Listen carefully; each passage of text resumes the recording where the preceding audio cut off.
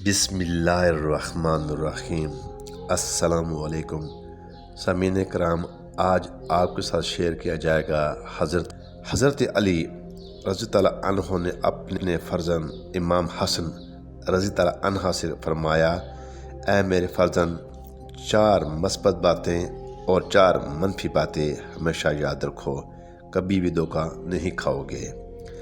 4 مثبت باتیں پہلے ارشاد فرمائی اور فرمایا، سب سے بڑی دولت عقل مندی ہے اور سب سے بڑی فقیری بے وقوفی ہے، سب سے بڑی وحشت اور تنہائی خود پسندی ہے اور سب سے زیادہ قابل عزت خوش اخلاقی ہے۔ یہ 4 مثبت باتیں ہیں، انہیں ہمیشہ اپنے پلے سے باندھ کے رکھو۔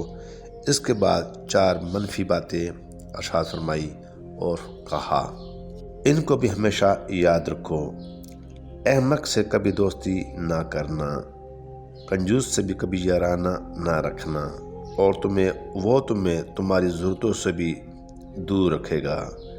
بدکار سے بھی دوستی نہ کرنا، وہ معمولی قیمت پر بھی تمہیں بیچ دے گا، اور جھوٹے آدمی سے بھی میل جول ٹھیک نہیں ہے، وہ سراب ہے، دھوکہ ہے۔ کہا یہ 4 مثبت باتیں اور 4 منفی باتیں ہمیشہ اپنے پاس یاد رکھو، کبھی بھی نقصان نہیں اٹھاؤ گے۔